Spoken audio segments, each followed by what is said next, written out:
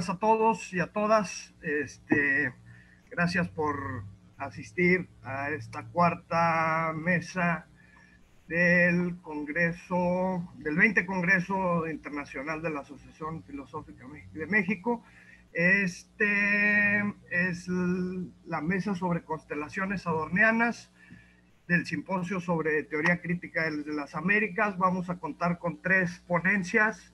Vamos a empezar con la ponencia del compañero Andrés Luna Jiménez, vamos a continuar con la del compañero Hugo César Méndez Catalán y vamos a terminar con la de Jorge Armando Reyes Escobar, quienes espero que ya estén listos.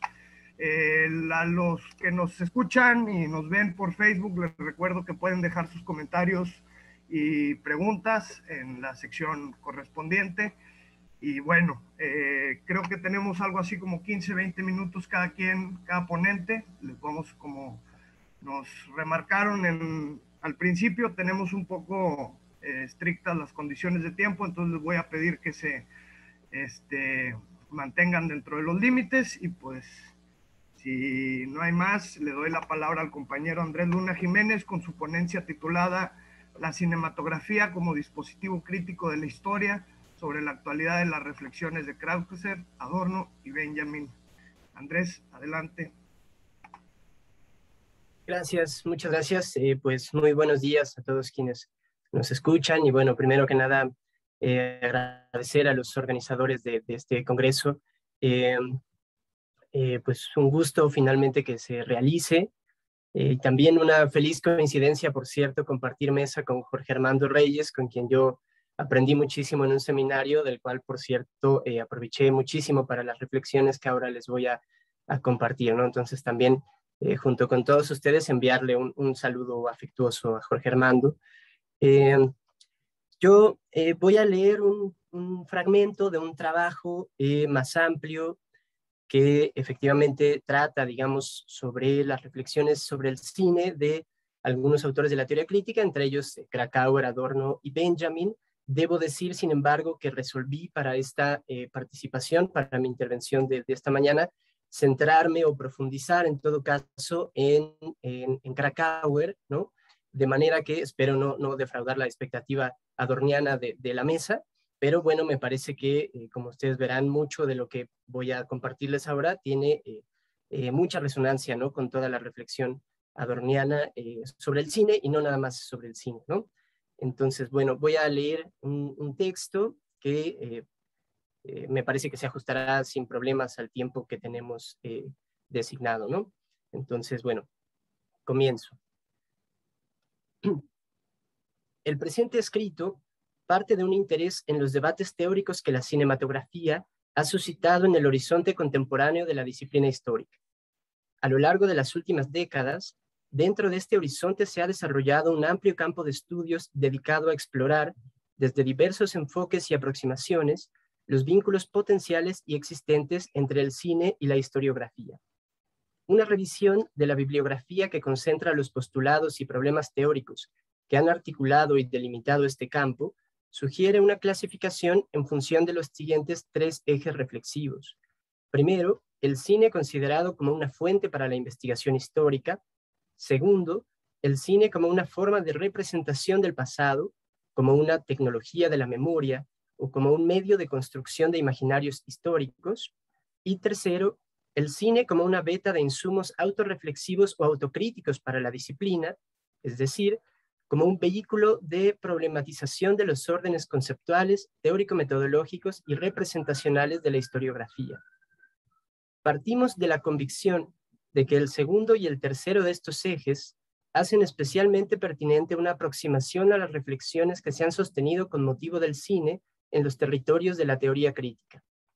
Ya desde sus primeros exponentes, en autores como Benjamin, Adorno y Krakauer, se desarrolló una compleja y polifacética tematización sobre la cinematografía como un dispositivo técnico capaz de producir articulaciones inéditas entre tiempo, experiencia y sensibilidad, articulaciones que, al ser examinadas bajo la singular mirada de estos autores, abren todo un orden de consideraciones que interpelan directamente a la historia en sus andamiajes epistemológicos, sus estrategias retóricas y de producción de relato, así como en sus modos de inserción como forma de saber y de escritura en los entramados socioculturales de la modernidad tardía.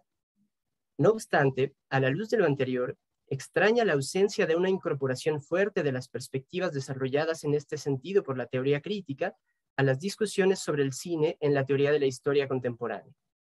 En virtud de ello, nuestro interés consiste precisamente en identificar algunas coordenadas para sostener este diálogo. En el marco de dicho interés, cabe decir que no ha resultado productiva para este debate la esquemática oposición con la que ha tendido a caracterizarse a las posiciones de Benjamin y Adorno acerca del cine, es decir, esa oposición entre, de un lado, una perspectiva que observa la cinematografía como apertura de nuevas posibilidades para el fenómeno estético y, vía el principio del montaje, para la reflexión sobre el pasado y sobre el tiempo histórico.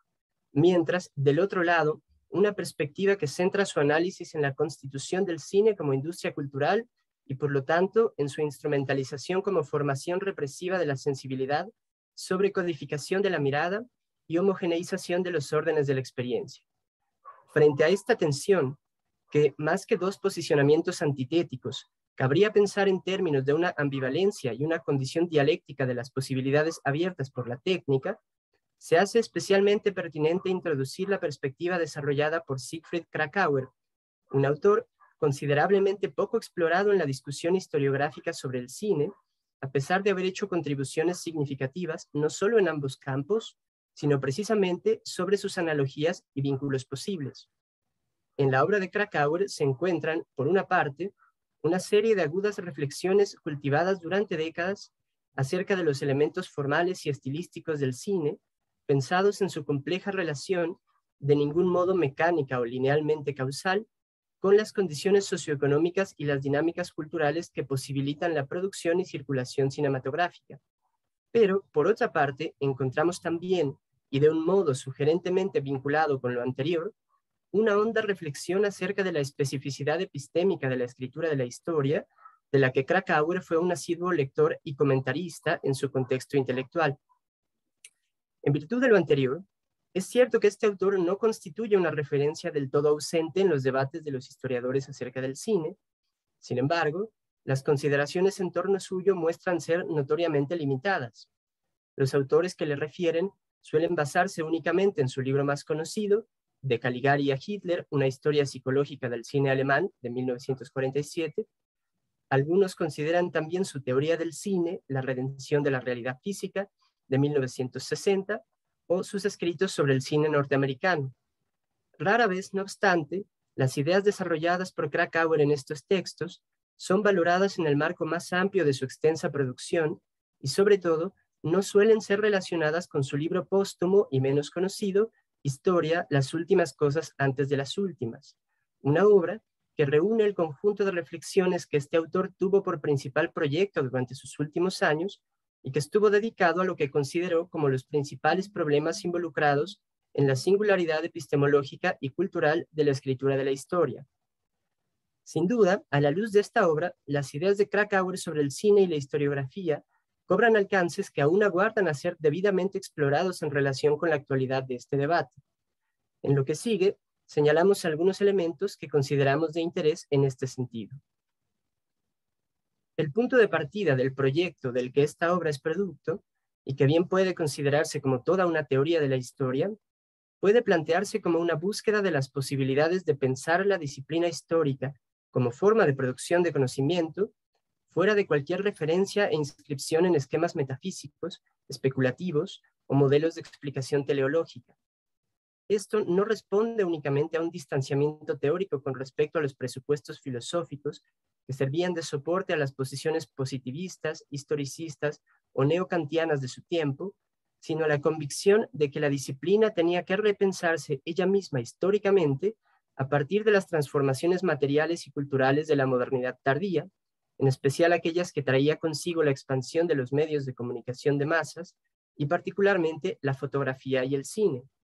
De esta manera, la crítica a las filosofías modernas de la historia y a las concepciones decimonónicas del progreso tiene para Kracauer como correlato un replanteamiento, a la luz de dichas transformaciones, de la naturaleza y especificidad de la investigación y escritura de la historia, así como de su objeto de estudio. Asimismo, toda esta problematización se deriva de una intención de hacer visible la brecha o discontinuidad que las dinámicas socioeconómicas y culturales de la primera mitad del siglo XX habían producido entre las concepciones lineales y cronológicas de la temporalidad heredadas del siglo XIX, subyacentes a buena parte de la historiografía de la época, y la multiplicidad de codificaciones de la experiencia espacio-temporal que articulaban la vida social en las sociedades tardomodernas. Sobre esta base, Krakauer problematiza la disyuntiva que el siglo XIX heredó al XX en relación con el problema de la naturaleza o especificidad de la historia, disyuntiva que no ha desaparecido del horizonte contemporáneo de la disciplina, como puede verificarse en las discusiones teóricas sobre el cine, y que consiste en considerar la historiografía como una ciencia, ya sea social, humana o del espíritu, o bien como algo más parecido a un arte o un género de la literatura. Para Krakauer, ambas orientaciones resultan problemáticas e insuficientes para dar cuenta de su naturaleza como forma de saber y de escritura, así como de su potencial desarrollo como un discurso crítico de la cultura y la vida modernas.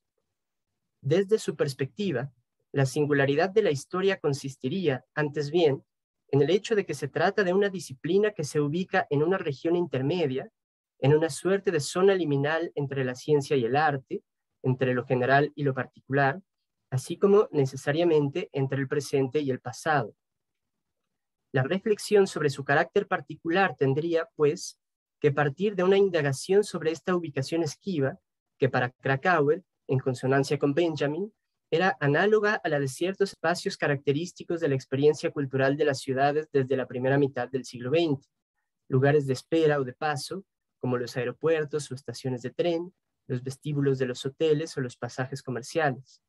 Esta área intermedia, desde la que el historiador se aproxima a sus objetos de estudio, sería definida por Krakauer como un espacio de antesala, una región no susceptible de ser definida en términos unívocos o estáticos, dado que se encuentra atravesada por un permanente tránsito y una condición de estar antes de o por alcanzar la realidad y las verdades últimas. A diferencia del filósofo o el científico, que tradicionalmente aspiraban a producir enunciados de validez general, verdades universales o intemporales, el historiador se aproxima a lo necesariamente penúltimo, a aquello sobre lo cual nunca puede pronunciarse la palabra definitiva, en tanto se encuentra sujeto al inminente movimiento y transformación producidos por el curso inestable e irregular del tiempo histórico. En el mismo tenor, Krakauer considera que la dilucidación de la singularidad de la disciplina histórica y la de su objeto de estudio es posible a partir de una exploración de esta idea de la antesala en una prolongación de la analogía hacia otros dispositivos que, desde su perspectiva, también presentan una condición liminal en un sentido epistemológico, material y estético. En particular, la fotografía y el cine se presentan como dispositivos que se prestan a un análisis cruzado con la historiografía que permite arrojar hacia ambos lados luces sobre aspectos no fácilmente aprehensibles de su función cultural y sus posibilidades expresivas.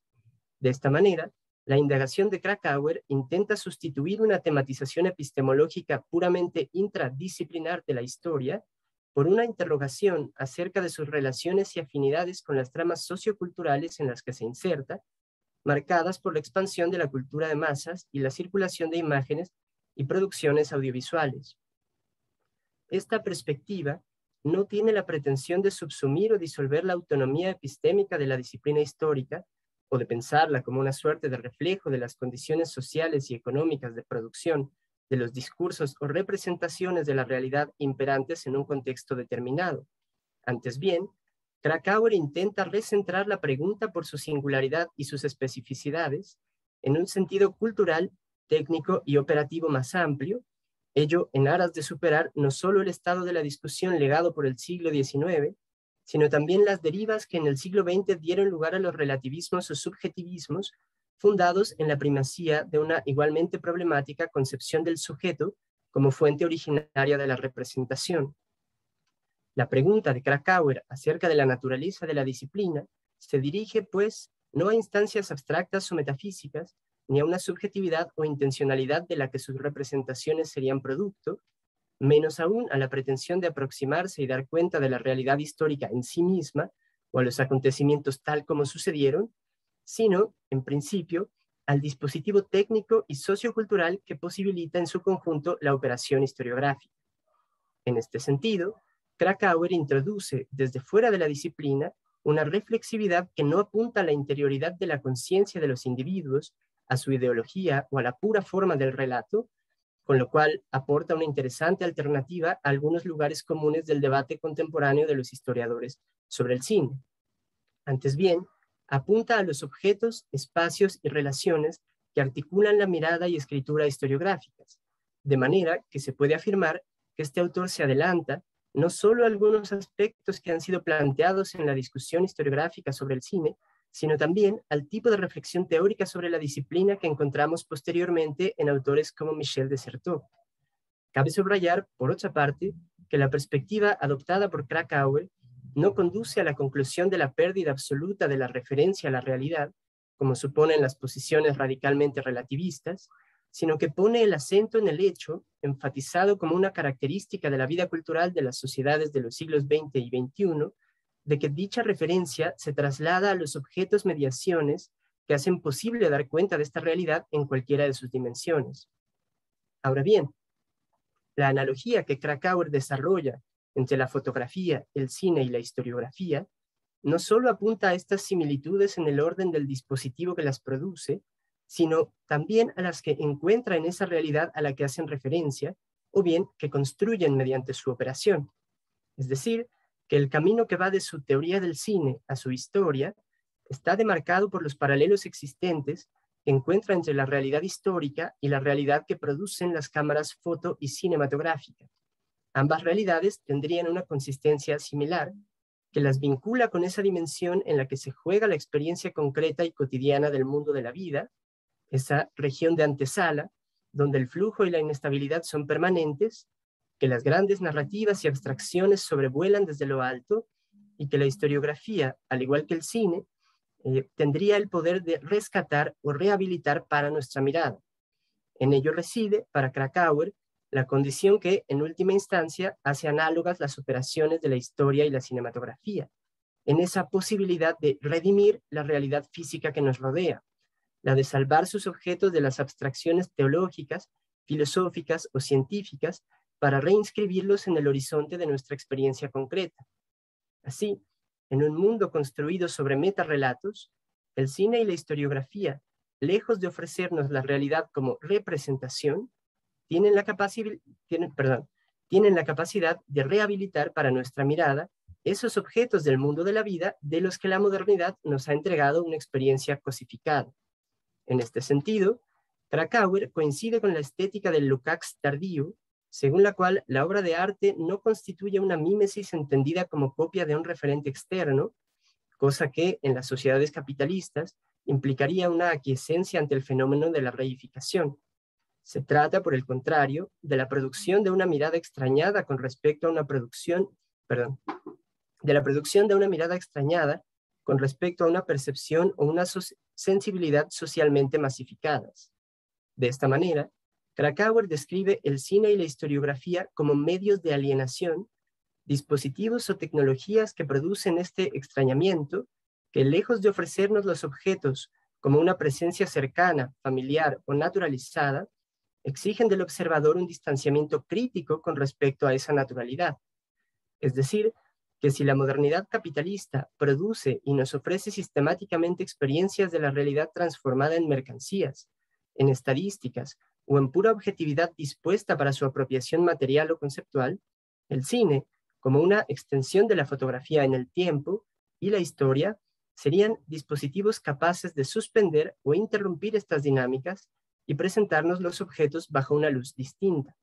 En suma, en la medida en que ellos son liberados de la abstracción, del fetichismo de la mercancía o de la presencia fantasmagórica que genera la reificación, el cine y la historia, a decir de Krakauer, nos devuelven la realidad histórica como terra incógnita y de este modo la rehabilitan como potencia de sentido y significación para el presente. Ese es el texto que yo traía para compartirles el día de hoy. Pues les agradezco mucho su atención y este espacio y bueno, muchas gracias. Muchísimas gracias, Andrés, por una muy interesante ponencia. Seguro va a haber comentarios. Les recuerdo a quienes nos ven por Facebook que pueden dejar sus dudas y sus comentarios, críticas en la sección correspondiente. Y le doy la palabra a Hugo César Méndez Catalán con su ponencia sobre Karl Marx y Teodoro Adorno, de la crítica de la economía política a la crítica de la ideología.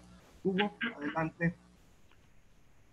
Pues muchas gracias, gracias por la presentación, gracias también a los organizadores por la invitación. Bueno, mi ponencia es principalmente sobre dos autores, sobre Marx y Adorno, pero en realidad hay alrededor de ellos pues muchos otros, hay toda una tradición, ¿no?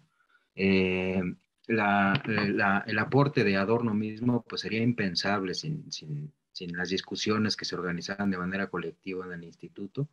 Y en esa medida también hay que percibir lo que se aportó cada uno de esos pensadores y su peculiaridad, ¿no? Entonces, voy a escribir un texto para esta mesa y pues a continuación lo voy a leer. Espero después sus comentarios también. Me alegra estar con ustedes y escuchar sus exposiciones porque en momentos como los que vivimos es imposible que el trabajo teórico no haga, como decía Adorno, fricción con la realidad. La pandemia que atravesamos hoy y sus futuras consecuencias muestran la vigencia de Marx y permiten replicar la tétrica profecía de Paul Valéry. La inhumanidad tiene un futuro grandioso. Si tomamos en cuenta la respuesta mundial que se ha dado a la pandemia, no se trata de un fenómeno novedoso ni significativo, toda vez que no ha representado una fuerza o una energía social que contradiga la estructura de la sociedad. Los planes y escenarios que se plantearon para enfrentar esta situación se vieron superados, pero la reacción general, hasta ahora, no ha salido del esquema de lo posible dentro del margen capitalista, salvo algunas excepciones. La pandemia ha puesto más al descubierto los ejes principales de la dominación dentro del capitalismo y sus brutales consecuencias para las precarizadas clases trabajadoras. Es claro que el eje principal del dominio capitalista es el de la explotación de la fuerza de trabajo y sigue revistiendo, para usar la expresión de Adorno, el disfraz de la producción anclada a sus ciclos reproductivos y progresivos. La pandemia hizo que toda marchara más lento, pero las clases explotadas siguen cargando el peso de las decisiones importantes para salir de las crisis. Este rodeo sobre nuestro contexto busca presentar un conjunto de conceptos de Marx en relación con el trabajo de Adorno, ya que sin Marx son insostenibles varios de los argumentos más importantes de Adorno. El objetivo de la presente investigación de esta exposición es poner a discusión algunos momentos importantes de la relación de continuidad entre Marx y Adorno. Primero, muchos debates quedan suspendidos cuando se hace referencia a una estructura de la sociedad capitalista compuesta por las fuerzas productivas y las relaciones de producción. Esta estructura es la base sobre la cual se alza un edificio jurídico y político y a la cual corresponden determinadas formas de conciencia, dice Marx en la contribución a la crítica de la economía política. Conceptos o ideales de la narrativa burguesas como el de la libertad individual y los derechos individuales son expresiones finas de esta estructura cuya base es la explotación de fuerza de trabajo y la capacidad de hacer de toda dimensión social una mercancía en sí, un agente del valor. A la definición tradicional de estructura en Marx hay que añadir la diferenciación cualitativa que introduce la capacidad de subsunción del proceso de valorización sobre las condiciones que lo rodean. Bueno, son muchos tecnicismos ahorita, ¿no? Que tomaría mucho tiempo desenvolver. Esperamos que con lo que sigue de la exposición que vayan quedando un poco más claros. Podemos captar otra perspectiva de la estructura cuando atendemos la descripción básica de la mercancía en las primeras páginas, tanto de la contribución a la crítica de la economía política como del capital. Cuando Marx aborda la dimensión del valor de uso de la mercancía, por ejemplo, dice que solo lo hace en la medida en que está subsumida formalmente a la dimensión del valor. Quiero llamar la atención sobre el papel que tiene la palabra subsunción en este contexto, porque aparece frecuentemente en el Capital, específicamente en el capítulo sexto, en el inédito. Marx habla de la subsunción del proceso de trabajo por el proceso de valorización que aparece en la historia bajo una dinámica formal que implica solo la modificación de los fines de la producción y una dinámica real que implica una modificación total del proceso de acuerdo a los fines de la acumulación. De acuerdo a la tendencia que marca la subsunción, podría preguntarse si ésta afecta al valor de uso a un nivel real, es decir, al grado de erradicar cualquier uso improductivo de los objetos y de su disfruto. Bolívar Echeverría aquí en México fue quien puso esta discusión sobre la mesa. Sin embargo, la teoría crítica encabezada por Horkheimer y Adorno ya habían hecho su propia variación del marxismo en este mismo sentido. Hasta aquí la estructura de la sociedad no corresponde solamente a una forma jurídica y política, sino a un sistema de identificación individual vinculado directamente o a los criterios de la acumulación o al consumo de valores de uso o a la reactualización de estos como momento fundamental en el proceso productivo. Evidentemente, la conciencia se adecua a estas exigencias del proceso total y contribuye puliéndolas para que la integración sea rápida. La fijación de este proceso espiritual en la estructura productiva hace de este proceso parte de la estructura dominante de la sociedad. Falta mencionar que el fetichismo de la mercancía tiene en todo esto un papel central. Este mismo fetichismo aparece como un momento necesario de la consolidación de la estructura. El fetichismo, dice Marx, se presenta en el mercado, en el lugar donde las cualidades materiales de las mercancías pasan a un plano en el que la preponderancia la otorga el valor abstracto. En el intercambio se independizan los procesos sociales y acaban, bajo su propia dinámica de equivalencia y de búsqueda de acumulación, por dominar a los sujetos que participan en todo el proceso productivo. Así se da la inversión de términos y se borran las evidencias, las marcas de origen de las mercancías en la producción. Con el fetichismo se inaugura la noción de ideología de la que abreva la teoría crítica de Marx, es decir, la noción de ideología como apariencia necesaria. Segundo, todos sabemos que la difusión de la obra de Marx iba acompañada con la difusión de su versión oficial.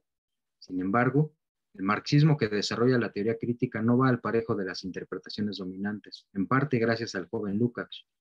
La correspondencia entre Adorno y Benjamin permite observar las consideraciones que tenían sobre el marxismo dominante ambos sin ninguna clase de compromiso editorial. Quisiera mencionar algunas de estas consideraciones porque nos encaminan hacia el vínculo entre Marx y Adorno. El primero tiene que ver con el distanciamiento metodológico de Adorno de temáticas impuestas desde afuera, como el de la centralidad del valor de uso. Adorno estaba en contra de asumir dogmáticamente las problemáticas tradicionales del canon marxista porque, y esta es la segunda consideración, ahí los conceptos, como el de lucha de clases, funcionan como deus ex machina. Las recomendaciones entre Adorno y Benjamin eran trabajar con el marxismo más que a partir de lo que éste dictara. La metodología, si se le puede llamar así en el caso de Adorno, igual que en el de Marx, consiste en otorgar preeminencia al objeto, lo que formulado de otra manera podría plantearse como el intento de abordar conceptualmente lo no conceptual del fenómeno. El objeto mismo de la crítica marcará los pasos de la reflexión y de los conceptos. La preeminencia del objeto, dice Adorno, no significa su prioridad, sino la diferenciación cualitativa progresiva de la mediación en sí. Esta manera de proceder entre Adorno y Benjamin se expresa también en la definición de ciencia que Adorno debe al libro del Barroco de Benjamin, aquella que dice que en la realidad no hay que buscar las intenciones ocultas, sino poner énfasis en lo no intencional. Visión compartida también por Marx, quien recomienda no dejarse llevar por lo que el espíritu de la época diga de sí misma, y quien a lo largo de toda su obra no deja de insistir en que su objeto de estudio es la economía burguesa y toda variación que aparezca es una sobre ese mismo objeto. Para evitar lo que criticaban a los trabajos de Karl Korsch, los pasitos cortos sobre un camino seguro, hay que guiarse por las exigencias del objeto, no tratar de imponerle los conceptos a la realidad. Adorno también trabaja con el psicoanálisis porque arroja luz sobre lo arcaico, lo que ha quedado enmudecido en la historia. El psicoanálisis permite también enfatizar el papel del inconsciente y permite trazar una perspectiva histórica de largo aliento que al mismo tiempo introduce al inconsciente en el corazón de la estructura de la sociedad. Para Benjamin, con esta consideración fuertemente sustentada, el edificio que se eleva sobre las condiciones de producción corresponde a estas como el sueño corresponde a la vigilia. Para Adorno, el desarrollo de la ilustración capitalista se filtra en todos los rincones de la constitución humana, en todos los resquicios de la interioridad para despojarla de los rasgos que permitirían resistir frente a dichas condiciones impuestas por el proceso productivo mismo. De esta manera, el inconsciente, la interioridad o cierta disposición antropológica Son parte de la estructura de la sociedad ilustrada que adquiere rasgos peculiares durante el capitalismo. La producción material implica también la disposición material para que los deseos se realicen en el consumo y su represión recaiga exclusivamente en la conciencia individual. Adorno habla de compulsiones reiterativas que permiten a la conciencia adaptarse y reproducir los patrones dominantes de comportamiento. El inconsciente y la interioridad tienen un papel fundamental en la estructura capitalista porque se encuentran arraigados en sus ejes principales, las relaciones de producción y las fuerzas productivas que hacen de los individuos agentes de la tendencia objetiva. El trabajo sobre estos temas prácticamente aborda toda la obra de Adorno. Sus textos de juventud y la correspondencia con sus colegas, con sus compañeros, muestran que el foco de atención estaba plenamente dirigido hacia el momento subjetivo de la objetivación del capital, por lo que los conceptos del marxismo tradicional quedaban afectados. Ejemplo de esto lo podemos ver cuando durante la primera mitad del siglo XX Adorno, junto con todos estos pensadores, detectaron que una metamorfosis de la clase obrera en Alemania modificaba también su carácter por mor de su integración a la corriente del progreso mediante el consumo. La desaparición de la clase obrera como sujeto revolucionario era un hecho consumado, que al mismo tiempo mostraba el triunfo del fascismo que se extendía por toda Europa. Esta misma integración hizo tambalear la concepción del edificio que se levanta sobre la estructura, porque la importancia del Estado, expresión por antonomasia de la vida política y jurídica de la sociedad y del dominio de una clase sobre otra, ha sido desplazado poco a poco por la del dominio directo de las empresas privadas. Algo que se discute profundamente entre sobre todo Pollock y Neumann a propósito del concepto de capitalismo de capitalismo de Estado, ¿no?, que propone Pollock y que critica Neumann. Adorno comparte la perspectiva de Lukács de que el proceso de producción capitalista es un proceso de racionalización encaminada al incremento de ganancias. En el proceso de producción también la conciencia forma parte de la fuerza de trabajo expropiada por el capital y reproducida en su disipación en tanto medio de subsistencia del proceso productivo. Cuando las necesidades del mercado reciben su satisfacción, se borra toda huella del origen de cada mercancía. Ahí hay un puro valor exhibido, esperando hallar su realización en el consumo de alguien con el poder adquisitivo suficiente. En el mercado solo hay cifras que buscan la ganancia. Los sujetos humanos que se mueven en el mar del intercambio aparecemos, dice Adorno, como máscaras del valor sometidos al azar de unas leyes que dependen de la voracidad y la voluntad de dominio de las clases dominantes, todo lo cual es resultado de la neutralización de la clase obrera como sujeto revolucionario. Decíamos que del psicoanálisis toma Adorno también el concepto de falsa proyección, mecanismo de la psique que permite la autoconservación, pero que al mismo tiempo suplanta el proceso racional en la relación con la objetividad, con un proceso que parte de la sustitución del objeto. A este respecto, el filósofo español Jordi Maiso, uno de los especialistas en Adorno, plantea que en vez de hacer justicia a la dimensión reconciliadora de la mímesis en el sujeto, la falsa proyección se alimenta de la represión de la mímesis, que invertida es puesta al servicio del delirio paranoico.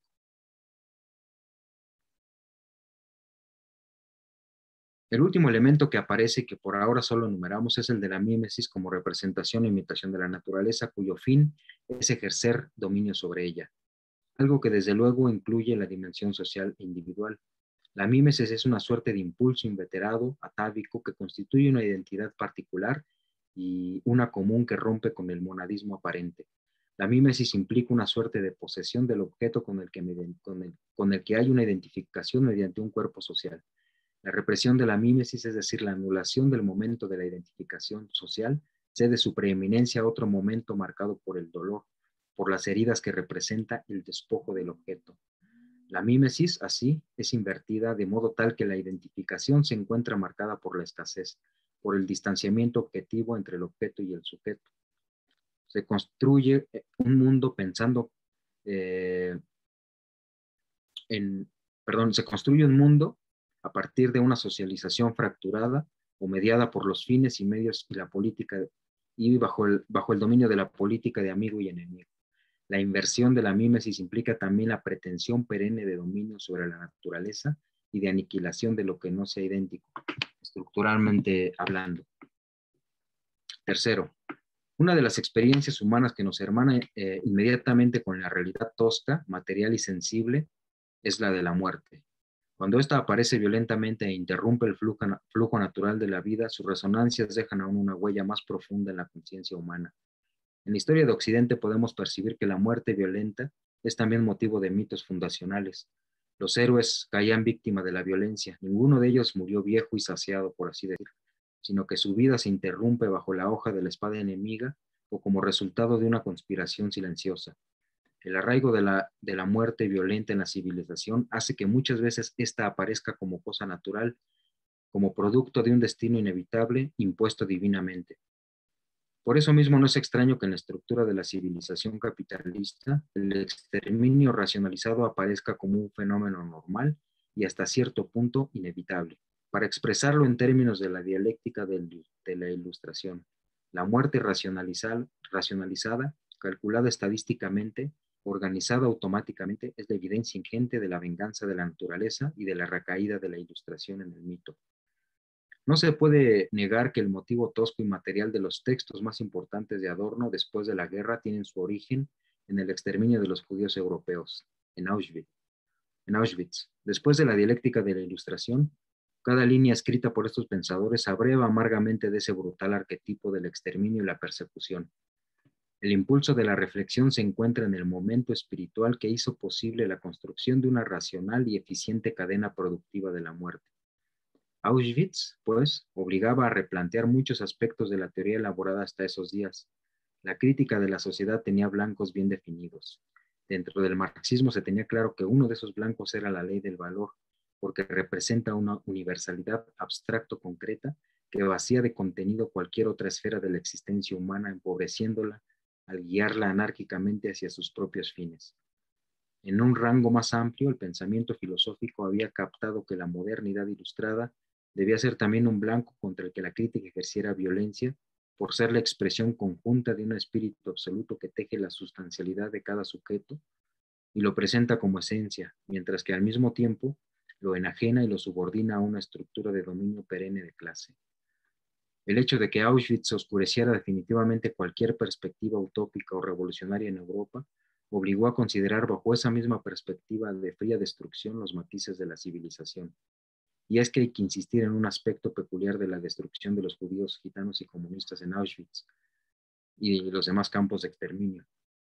Y hay que destacarlo para saltear a quienes argumentan que no se habla con el mismo énfasis del genocidio de los pueblos indígenas durante la colonia o que el exterminio de los judíos opaca otros horrores del mundo moderno. Para evitar todo esto es necesario insistir una y otra vez que la destrucción de los judíos europeos no cumplía con ningún objetivo militar ni económico. Tampoco era el complemento de un plan de control territorial específico. Su único fin era el exterminio. El vínculo que proponemos entonces entre Marx y Adorno debe incluir Auschwitz. El exterminio organizado fría y racionalmente deja también su impronta en la estructura de la sociedad capitalista de una manera difícil de entender y de explicar.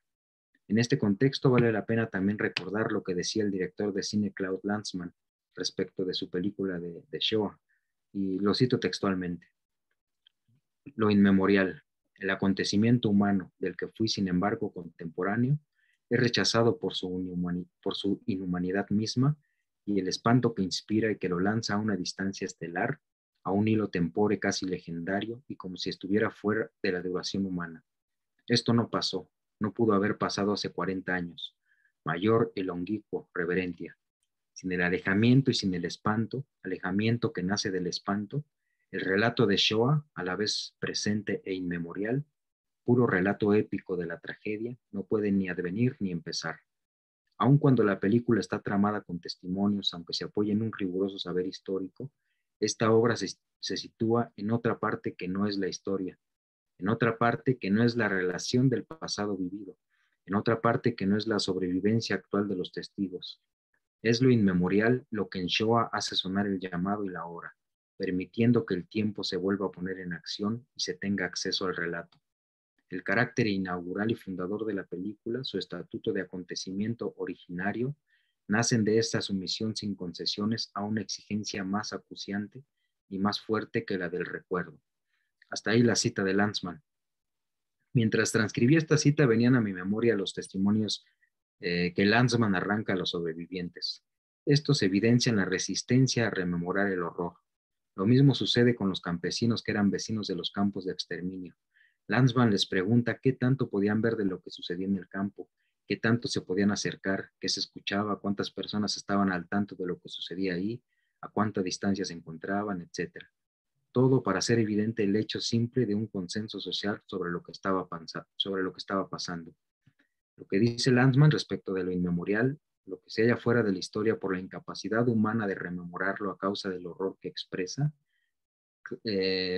esto expresa claramente aquello que Benjamin y Adorno discutían en los años 30.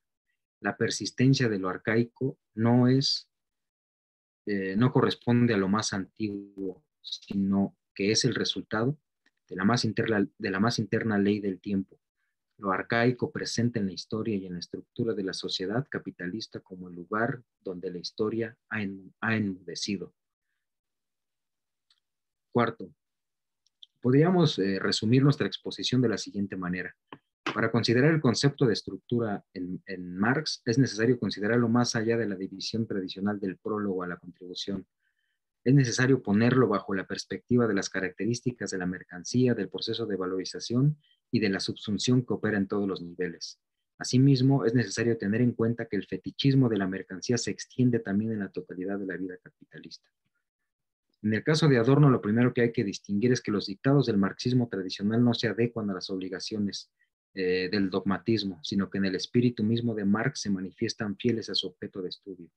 Objeto definido por la interioridad, por la dimensión subjetiva de la totalidad tratadas con herramientas del psicoanálisis mediante conceptos como el de mímesis o falsa proyección.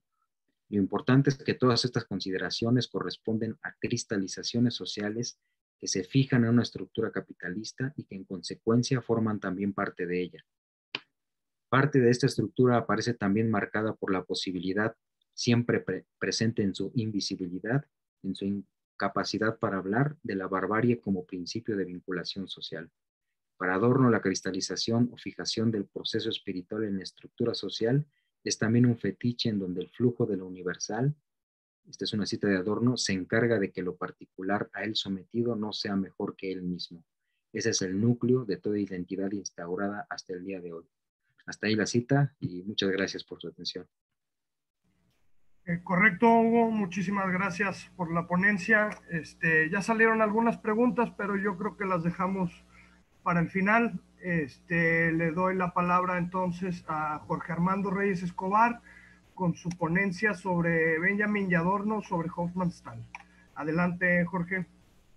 Muchas gracias a todos, a los organizadores y bueno, especialmente a Andrés, con quien efectivamente compartimos muchos espacios de reflexión y de quien he aprendido bastante, y si me lo permitiera quisiera dedicarle estas líneas como muestra de gratitud por todo lo que he aprendido de él. Andrés, muchas gracias. Bien, espero no, bueno, seré el negrito en el arroz, porque es más sobre Benjamin y Hofmannsthal que sobre Adorno las siguientes líneas que tomaron como punto de partida, como punto de inspiración, una carta de Benjamin a Adorno de 1940, en la cual hace referencia a este escritor y ensayista austriaco, Hugo von Hofmannsthal, en los siguientes términos. Hofmannsthal se ha apartado de la tarea que aparece en su carta de Chandos. Su carencia de lenguaje era una suerte de castigo. El lenguaje que a Hofmannsthal ha quedado sustraído podría ser precisamente aquel que hacia la misma época le fue dado a Kafka, pues Kafka asumió la tarea en la que Hofmannsthal fracasó en lo moral y por ende también en la creación literaria. ¿A qué se está refiriendo Benjamin en este caso? La carta de Lord Chandos es un breve texto que escribe Hofmannsthal al despuntar el siglo XX, en donde Lord Chandos le escribe una carta a Francis Bacon diciéndole que le ha resultado imposible escribir, que le ha resultado imposible la creación literaria. ¿Por qué? Porque ha llegado a la convicción de que el lenguaje es incapaz de expresar precisamente por su capacidad para decirlo todo. Una situación que puede parecer paradójica. ¿En qué medida el lenguaje no puede expresar si puede decirlo todo? La explicación se encuentra en que si el lenguaje puede decirlo todo, es gracias a que los conceptos generales y la articulación de estos conceptos le permiten referirse a cualquier cosa, le permiten subsumir cualquier acontecimiento particular en la universalidad del concepto. Pero en tal subsunción, la fuerza expresiva de la experiencia, la fuerza expresiva de la vivencia, desaparece. La conciencia de que al llevar la experiencia al lenguaje universal empobrece la experiencia es lo que ha hecho que Lord Chandos llegue a esta convicción de que no puede escribir. No puede escribir sin falsificar, sin presentar en un lenguaje muerto experiencias que ya no dicen nada. Era donde estaba la fuerza de Hofmannsthal, una fuerza que, a juicio de Adorno, el propio Hofmannsthal es incapaz de entender, es incapaz de poder apreciar.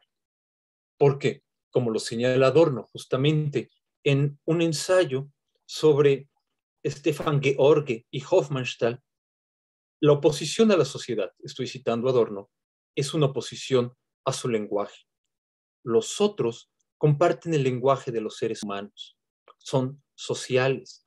Los estetas van por delante de ellos en la medida en que son asociales. Robarles el lenguaje, negarse a la comunicación, es mejor que adaptarse.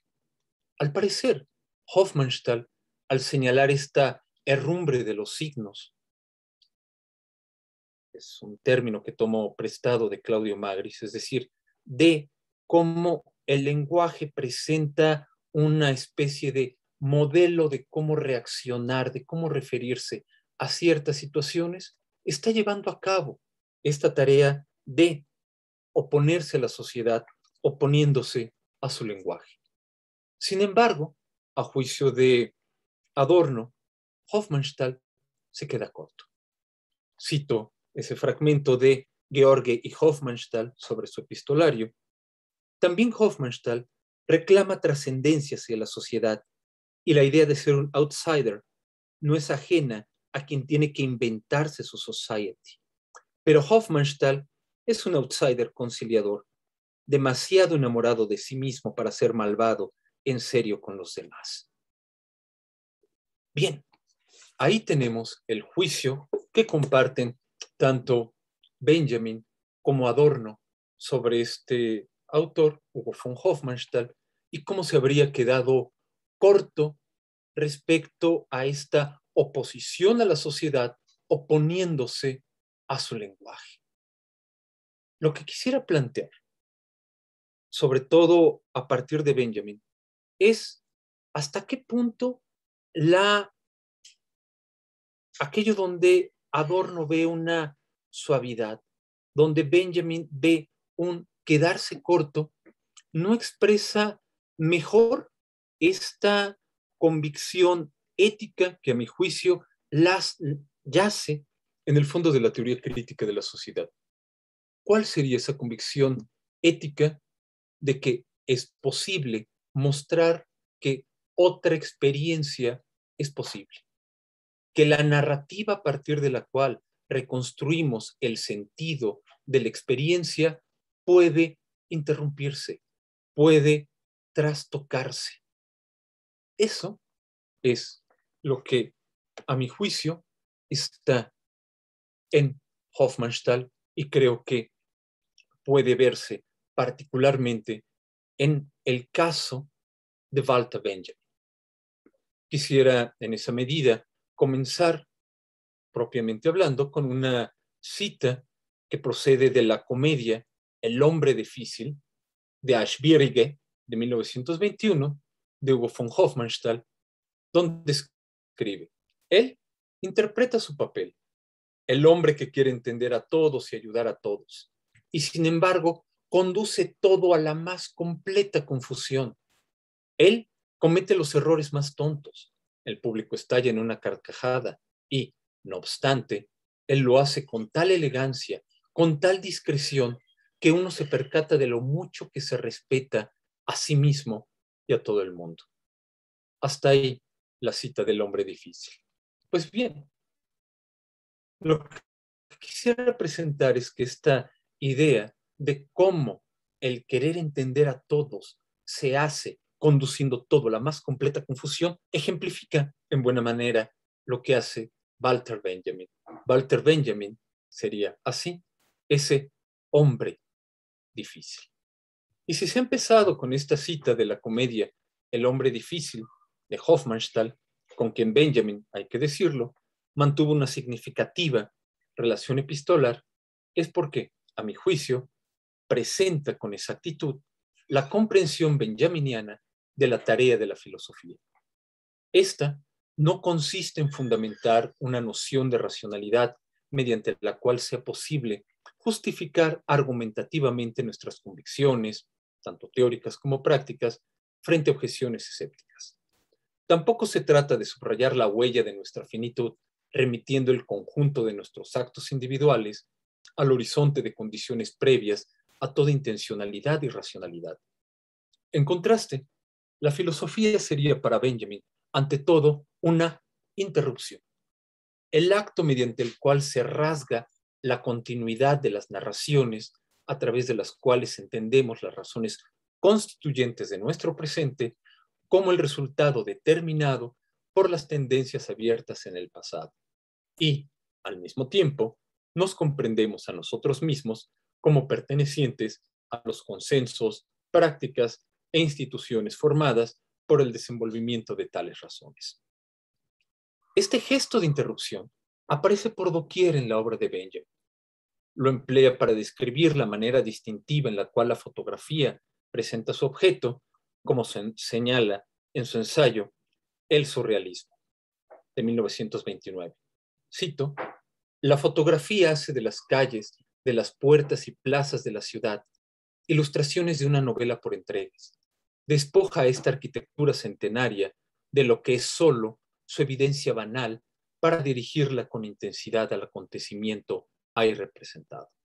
Fin de la cita.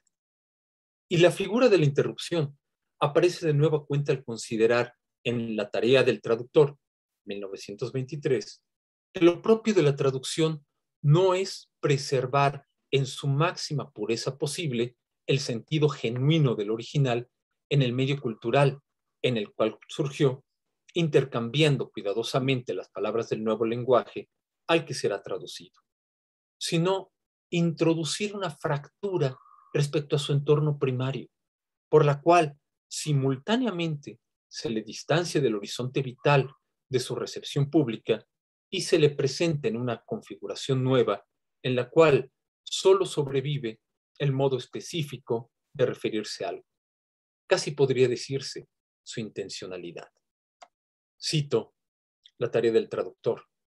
Mientras de hecho en el original lo que es el contenido y el lenguaje forman una unidad equivalente a la del fruto y la cáscara, el lenguaje de la traducción va rodeando a su contenido a la manera de los amplios pliegues del manto de un rey, pues el lenguaje de la traducción alude a un lenguaje superior y es, en consecuencia, inadecuado y violento y ajeno a lo que es su propio contenido. Esta fractura impide, en consecuencia, la mera transferencia, mientras al mismo tiempo la vuelve superflua. Por último, fin de la cita. Por último, esta interrupción, la cual, como lo sugiere la parte final de la última cita, no se trata de una mera acotación, ni es el paso de una etapa a otra en un desarrollo orgánico, sino un movimiento. Se me está acabando el...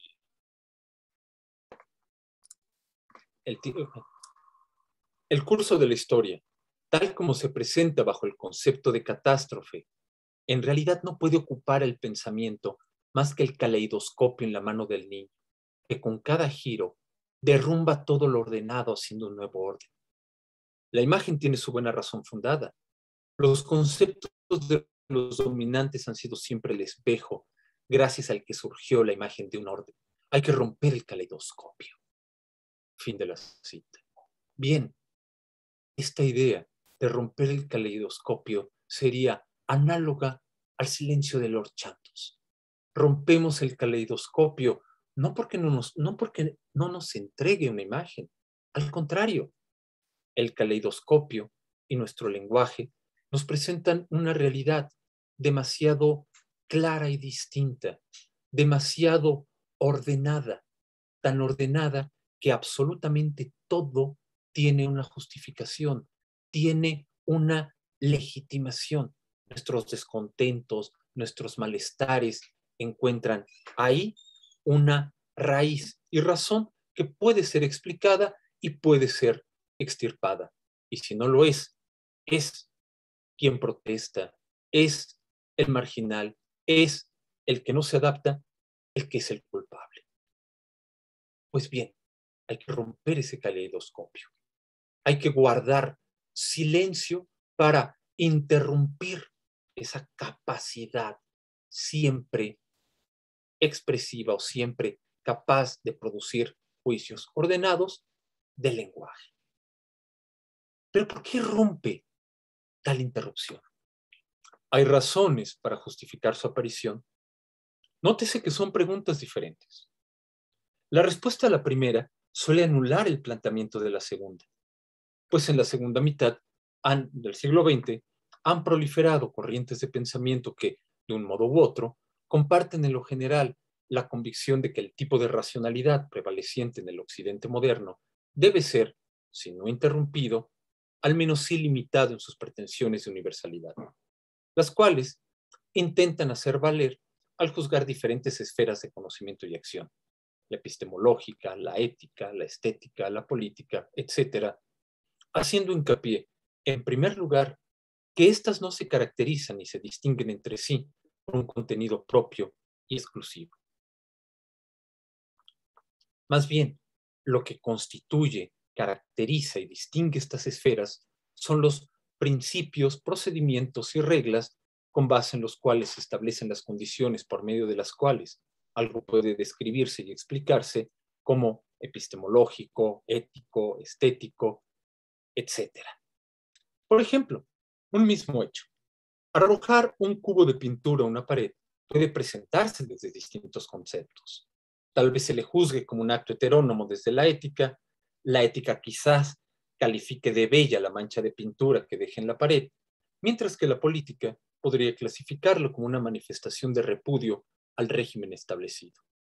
En breve, cuando se habla de las pretensiones universales de la razón, no se trae a colación una tesis conforme a la cual todas y cada una de nuestras creencias acerca del mundo natural y social tendrían que proceder de métodos de investigación y justificación propios de la imagen verificacionista que nos hemos hecho de las así denominadas ciencias duras, sino que se tiene en mente una idea normativa de razón, según la cual el sentido de todo aquello que pueda manifestarse en la experiencia, por único, caótico y anómalo que parezca, puede ser explicado si se le juzga como una cuadrícula, como el espacio formado por el entrecruce de diversos conceptos a partir de un conjunto básico de reglas que rigen su combinación y composición.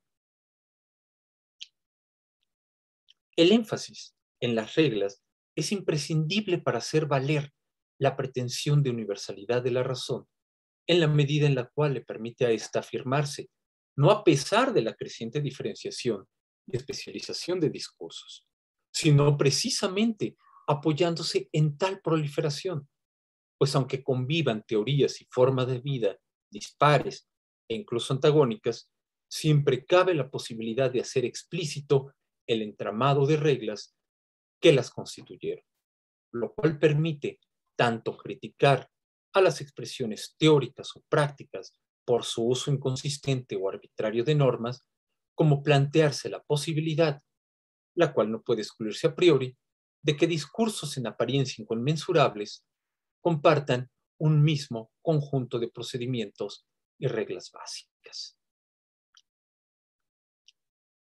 Bien.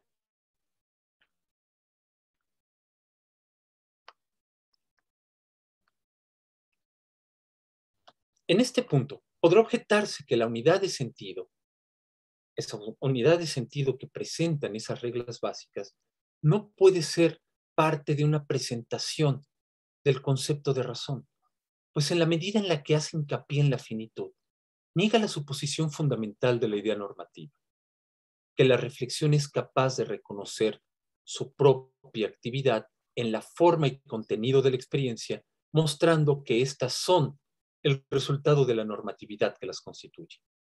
Y esta es una objeción que compartirán de buena gana incluso los críticos de la idea normativa de razón, en especial quienes hacen hincapié en el carácter derivado de la razón, de cómo ésta presupone un otro que escapa a los límites de validez de la normatividad, el caso de las críticas fenomenológicas a la razón, como las de Levinas o las de inspiración hermenéutica. Sin embargo, y esto es fundamental para la comprensión del itinerario filosófico de Walter Benjamin, ambas forman un proceso continuo, son parte de un argumento trascendental. Su vinculación consistiría en lo siguiente: tomar la experiencia humana, ya sea como Erfahrung o como Erlebnis, como proceso, como vivencia, como hilo conductor para sacar a la luz la génesis y estructura de la inteligibilidad. Si interrogamos lo que aparece en la conciencia humana o las condiciones no objetivables de esta conciencia, como su corporalidad, seremos capaces de dar cuenta del mundo. Lo que Benjamin quiere hacer es romper esa vía, y por eso su crítica rotunda a la experiencia como un proceso que va desenvolviendo su inteligibilidad, como ocurre en el ensayo Experiencia-Pobreza, y a la experiencia como vivencia, como acontecimiento. ¿Y cómo lo hace? Haciendo estallar el punto en el cual se anuda la idea normativa y la unidad de sentido, la conciencia histórica. ¿Con base en qué podría decirse que la conciencia histórica es el nudo de ambas determinaciones básicas de la razón moderna? Bien, y con esto trataré de ir cerrando. No, le pregunto al moderador de cuántos minutos dispongo, si no, pues ya me callo.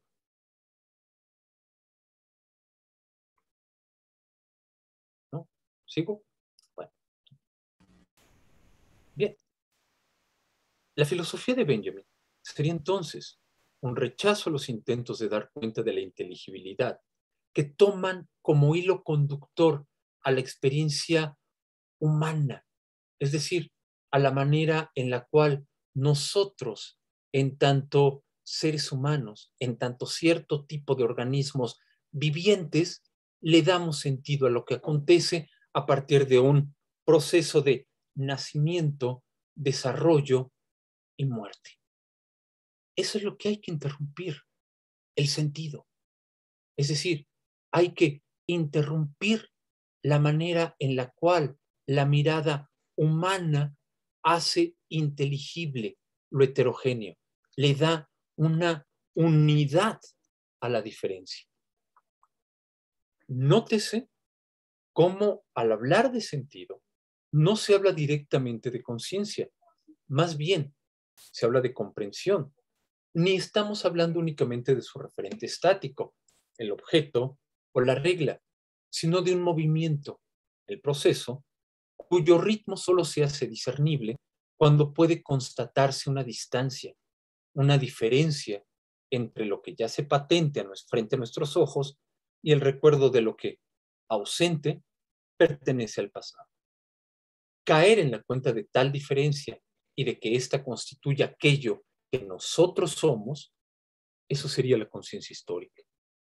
Su nombre, empero, no nos debe llevar a suponer que se trata de una forma adicional de conciencia, la cual tendría como característica su remisión a acontecimientos del pasado, en lugar de referirse a objetos del mundo externo. Pues si se adoptara tal suposición, el asunto de la conciencia histórica sería demasiado estrecho como para decirnos algo respecto a cómo se ordenan y estratifican los antagonismos de las reglas. Más bien, la conciencia histórica consiste en caer en la cuenta de que la posición básica desde la cual juzgamos al mundo y a nosotros mismos es una perspectiva contingente, pero que, al mismo tiempo, en la medida en la cual establece el límite dentro del cual se forman nuestros conceptos y vocabularios, su condicionamiento opera de manera necesaria. La conciencia histórica sería así una conciencia extraña porque en sentido estricto carece de objeto, no capta nada fijo ni permanente dentro de la experiencia y sería incapaz de hallar una justificación universalmente válida de la perspectiva con base en la cual cada uno de nosotros se orienta en el mundo, debido a que sabe que ésta es diferente respecto de otras perspectivas, pero no es que sea o mejor o peor. Sin embargo,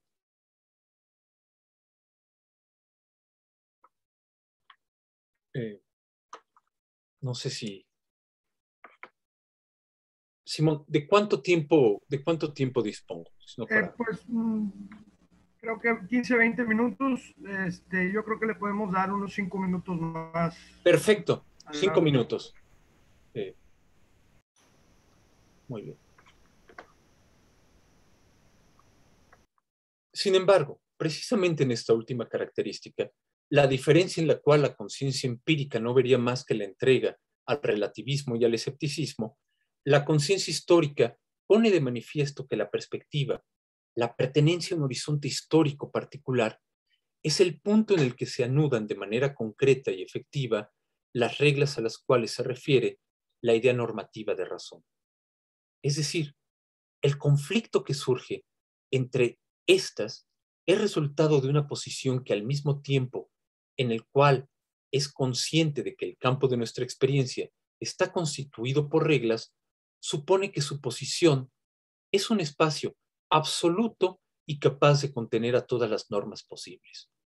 Por eso se preocupa del antagonismo, porque supone que todas las reglas concebibles concurren simultáneamente en el mismo espacio.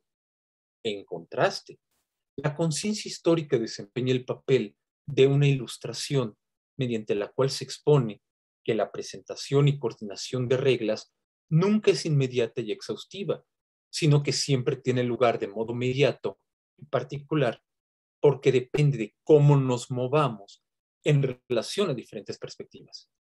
En otras palabras, la conciencia de la contingencia de nuestra perspectiva muestra que solo hay significado desplazándose entre diversos puntos de vista, en entenderse como la diferencia respecto a esos otros puntos de vista, que la tensión y el enfrentamiento entre ellas se debe más a la opinión impaciente de una mirada detenida en lo inmediato y superficial que a un atributo característico de tales normas.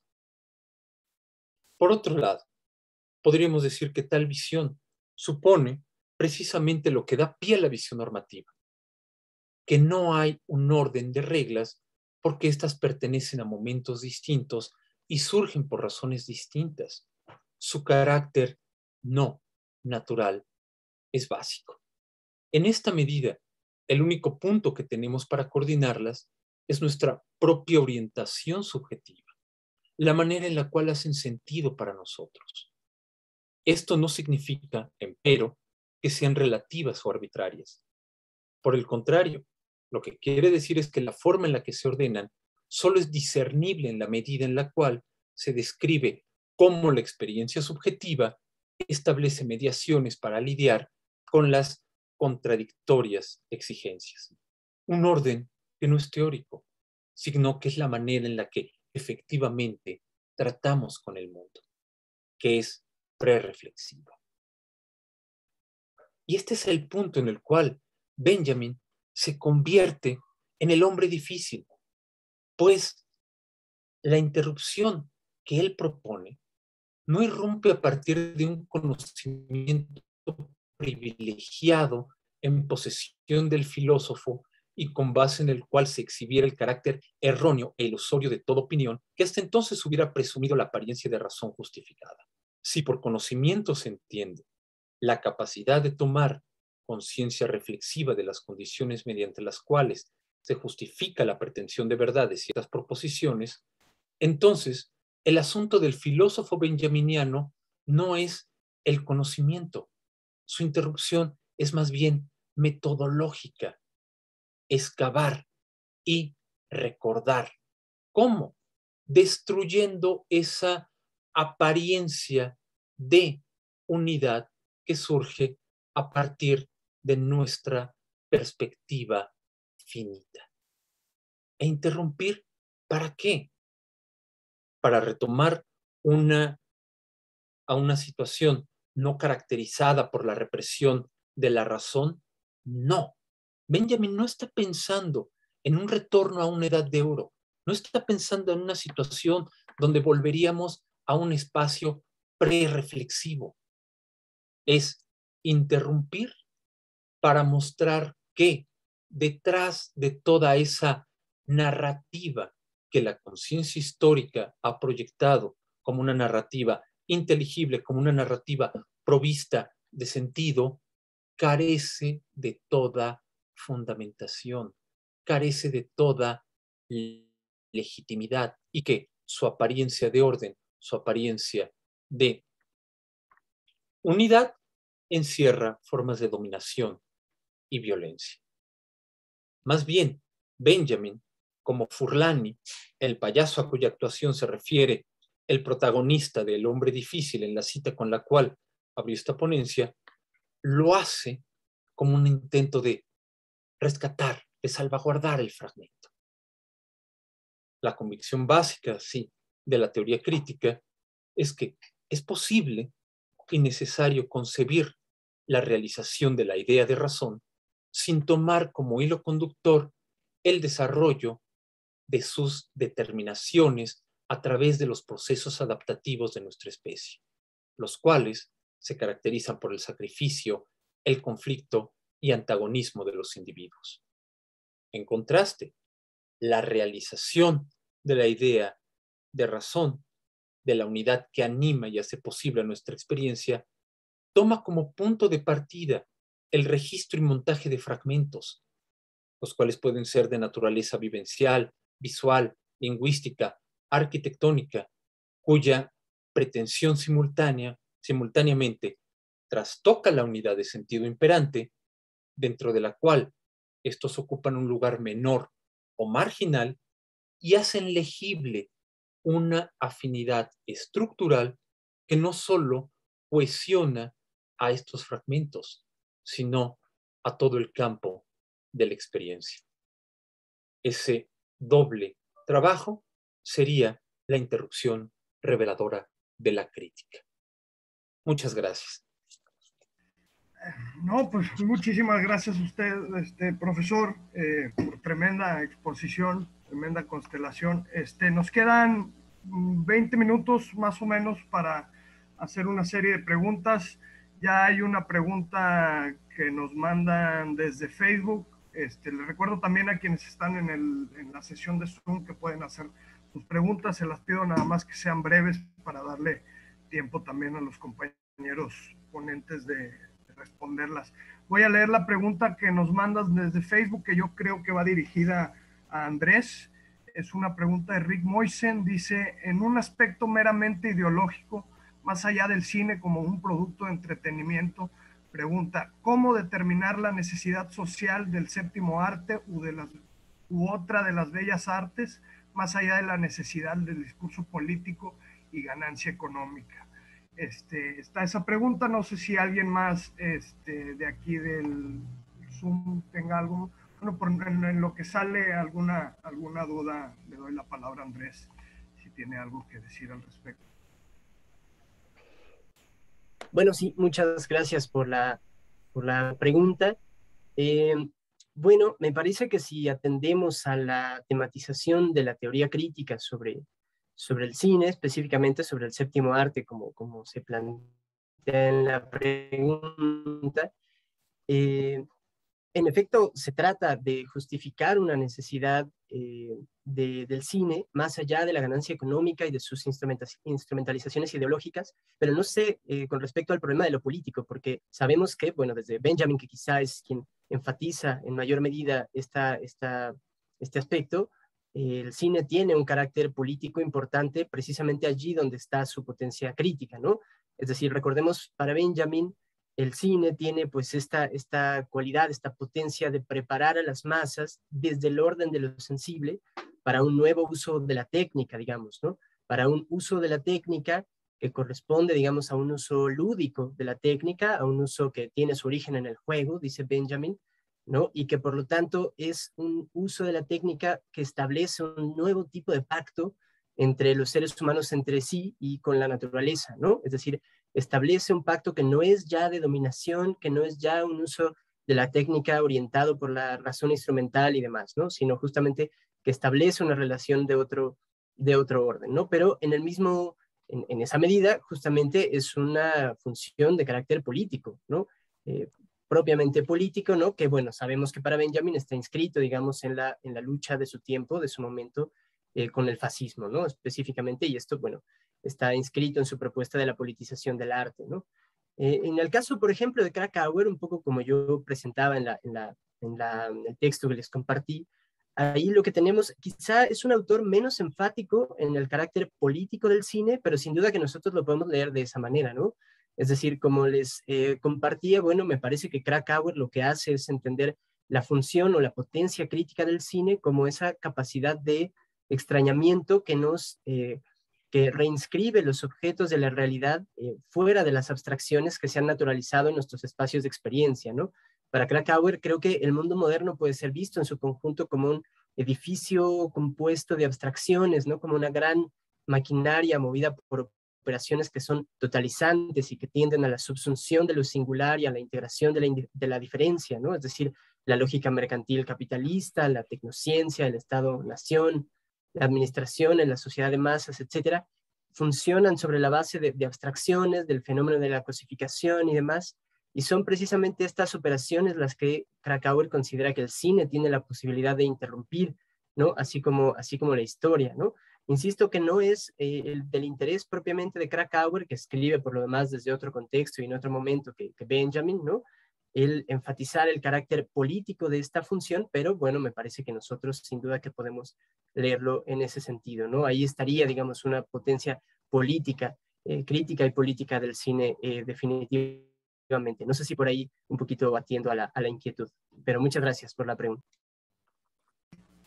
Correcto, Andrés. Sí, yo creo, bueno, ya Rick Moise nos dirá si le responde, pero muchísimas gracias. Creo que vi por ahí a Hugo levantar la mano, ¿o me equivoqué? Correcto. Entonces le pregunto a alguien más de la sala si tiene algún comentario, alguna reflexión. Héctor, adelante. Sí, se escucha, ¿verdad? Muy bien. Bueno, pues yo sigo muy contento por la realización de este coloquio, que ya tenía un tiempo pues guardado y estábamos esperando todos discutir estos temas, sobre todo pues, para mí, que trabajo la teoría crítica, estos temas. Muy interesantes las ponencias. Quisiera comentar un punto nada más sobre lo que dijo el profesor Jorge Armando Reyes. Bueno, muy interesante todo lo que dijo. Muchas felicidades por su gran trabajo. Abarca muchísimas cosas. Yo quisiera nada más retomar una de las categorías que trató, que es sobre la experiencia, que es uno de los motivos centrales de Benjamin, que mueve todo su trabajo quizá desde los escritos que hizo en la escuela secundaria. Bien, desde muy temprano, Benjamin está discutiendo, luego ya que conoce a Adorno, está discutiendo sobre el problema de la caída sistemática de la experiencia la caída sistemática de la experiencia. Y bueno, lo que usted decía sobre la caracterización de este concepto por Benjamin me parece muy adecuado y muy interesante y muy bien. Solamente que, bueno, ante esta cuestión que le comento sobre lo que discute Benjamin acerca de la caída de la experiencia y esta caída sistemática, dice incluso en sus cartas que intercambia con Adorno, podríamos pensar que el día de hoy, a 60, 70 años de la muerte de Benjamin, estaríamos en una situación en la que se ha desplegado de tal manera el capitalismo histórico que estamos ya no solamente ante una caída sistemática de la experiencia, sino ante el colapso de la experiencia. Desde luego lo que usted dice es la caracterización que compete o tiene que ver con lo que están discutiendo los pensadores de la teoría crítica. Pero hay en el programa de Benjamin justamente no solamente la idea de que, hay la idea de que estas discusiones se incidan más allá de lo que se está discutiendo entre la gente, digamos, entre la élite en el buen sentido, intelectual. Y bueno, entonces, si la situación, digamos, en el mundo más allá de ese círculo cerrado es de colapso de la experiencia, si es que Benjamin habría planteado alguna forma de recuperarla.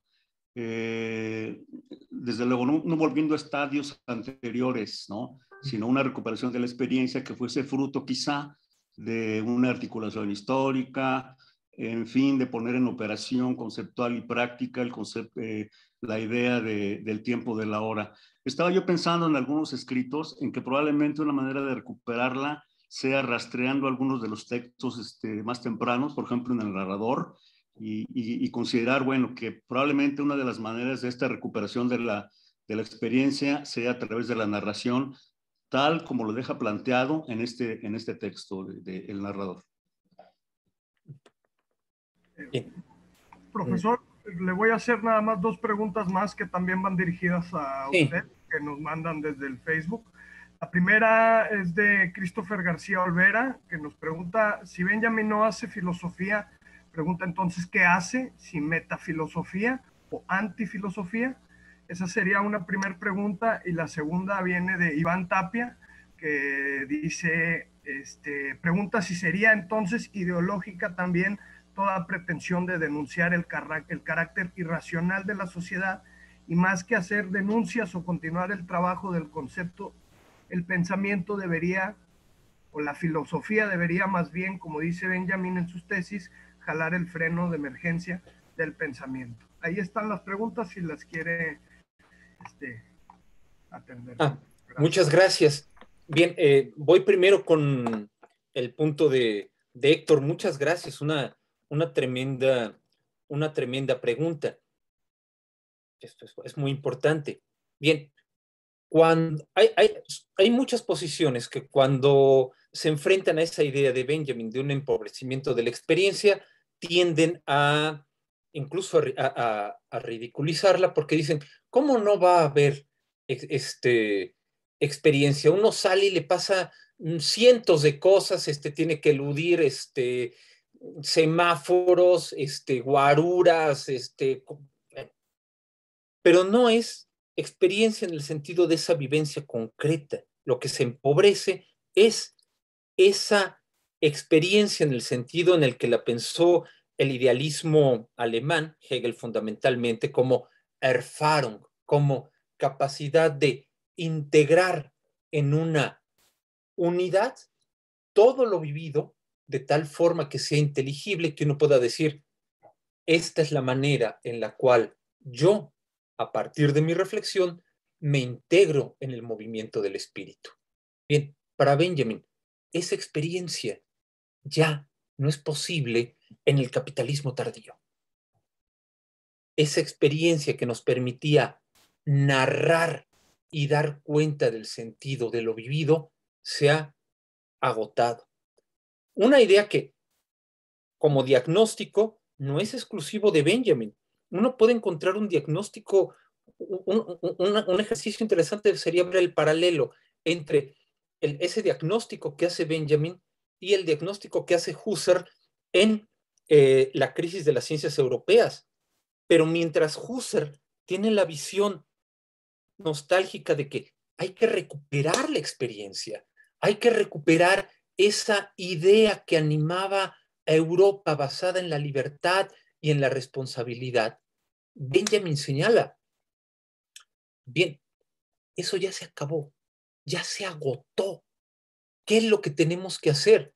Tenemos que pensar un proyecto crítico desde la noción de shock. Podríamos decir, o lo que me atrevería, la hipótesis que me atrevería a plantear, para Benjamin no se trata de recuperar la experiencia, se trata de reconocer que la condición actual está caracterizada por el shock, es decir, por ese impulso violento, casi inmediato, respecto al cual no es posible anticipar ni prever, y no entregarse a él, como hizo en buena medida el fascismo, la manera en la cual el fascismo, en esa divinización que hacía tanto de la nueva tecnología como del pasado, era una divinización de lo inmediato, de esas fuerzas telúricas de la nación o de la tecnología.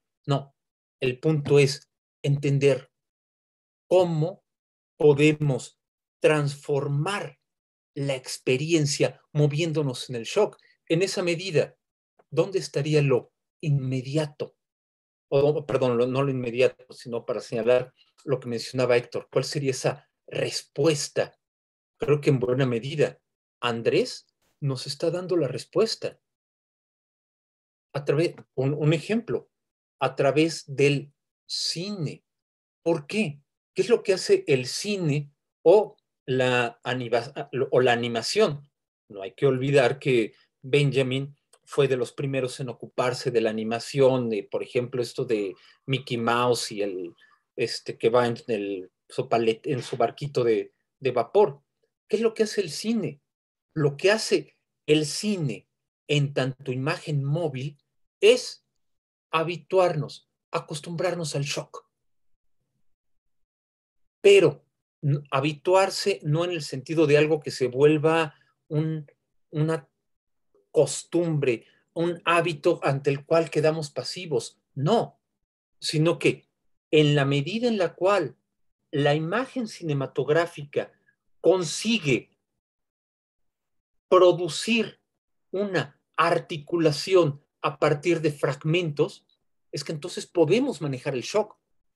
Podemos gestionar el shock. ¿Para qué? Justamente para romper esas representaciones sociales de orden, de continuidad, de que todo está bien. Por eso, y me ocupo aquí de la pregunta de Iván, ¿sería ideológica toda pretensión de denunciar el carácter irracional de la sociedad? No, no sería ideológico, o mejor dicho, no tendría por qué ser necesariamente ideológico. Puede hacerse, por ejemplo, una crítica a cómo un proyecto de urbanismo genera gentrificación. No, sería ideológico mostrar cómo hay sistemáticamente una desigualdad en la distribución del ingreso a partir del estudio de cómo operan ciertas variables macroeconómicas. No, sería ideológico mostrar cómo se hace un uso arbitrario de ciertos programas electorales. Tampoco.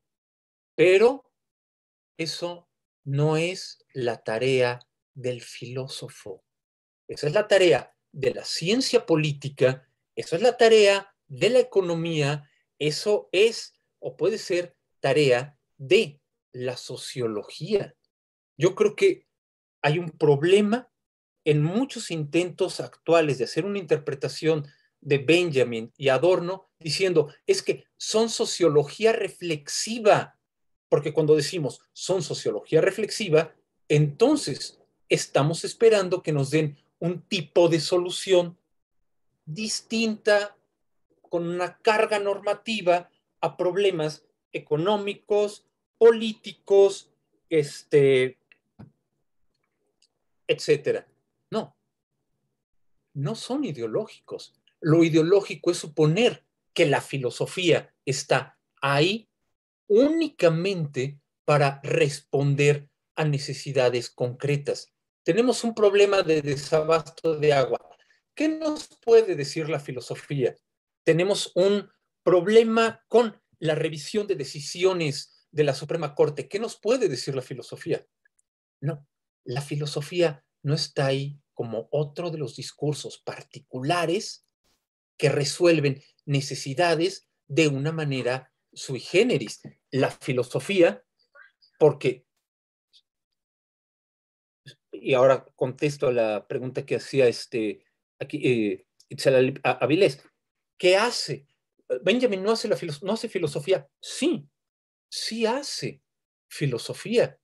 O en todo caso, si es un antifilósofo, sería un antifilósofo en el sentido en el cual Alain Badiou le ha dado a ese término cuando habla del antifilósofo, poniendo ahí sobre todo a Kierkegaard, a Wittgenstein, y yo creo que se puede poner a Benjamin, que es lo que hace el antifilósofo.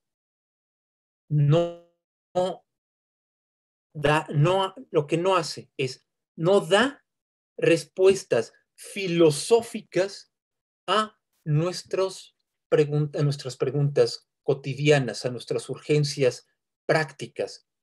Lo que hace el antifilósofo es desmontar nuestra experiencia para que nos cuestionemos por qué tal o cual problema o urgencia se nos presentan o se nos aparecen como tal.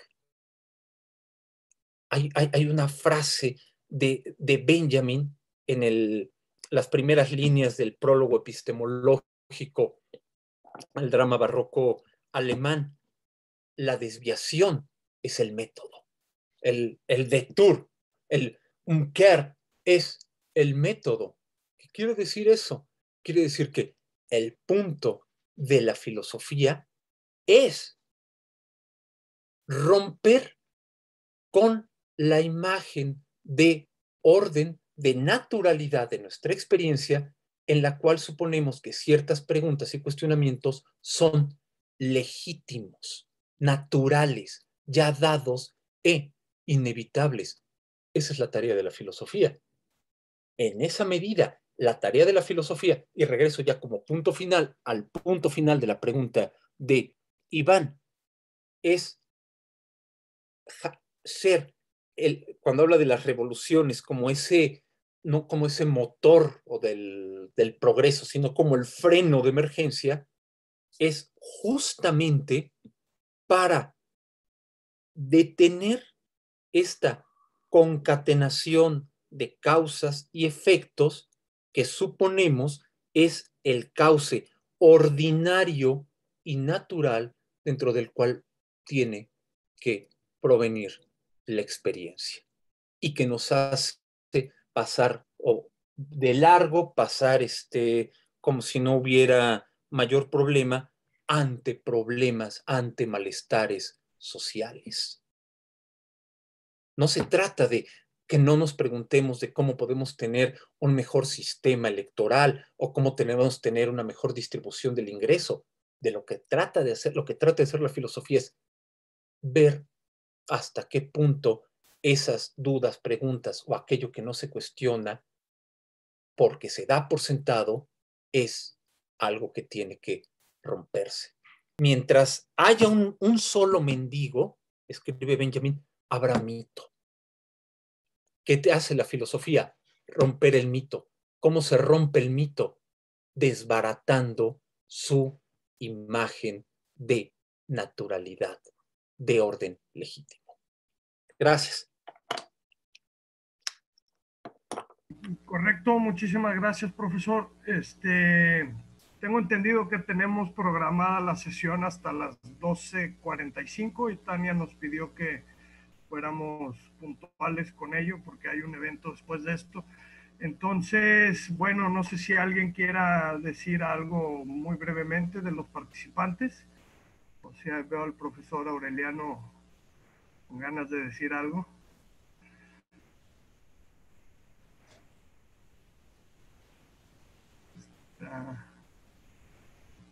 Bueno, pues por mientras invito a los que nos escuchan en Facebook. Adelante. No, es que me perdí una buena parte porque se cayó mi computadora, hombre. Entonces, no podría hablar de oídas porque no los escuché. Entonces, pero bueno, la parte que a partir del momento que entré, bueno, creo que es una mesa muy redonda, ¿no? Además, muy exitosa en cuanto a público. Pero bueno, lo que han vertido los tres ponentes, Andrés, Hugo y Jorge Armando, creo que, vamos, continúa con la buen nombre de la mesa de teoría crítica. Ojalá lo conserve hasta el final. Sí, no, lo va a conservar hasta el final, claro que sí. Bien, gracias. Entonces, bueno, pues aquí la dejamos. Muchísimas gracias a nuestros tres ponentes, Hugo, Andrés y el profesor Jorge. Les recordamos a quienes nos escuchan por Facebook que seguimos con la presentación del libro y que a las 4 de la tarde tenemos la quinta mesa sobre psicoanálisis, hermenéutica y arte, y el día de mañana continuamos desde las 9 de la mañana con las siguientes mesas, con las dos últimas mesas, creo, si no me equivoco. Entonces, bueno, les mando un saludo a todos y muchas gracias. Muchas gracias a todos, Simón, muchas gracias. Tengan buen día. Hasta luego.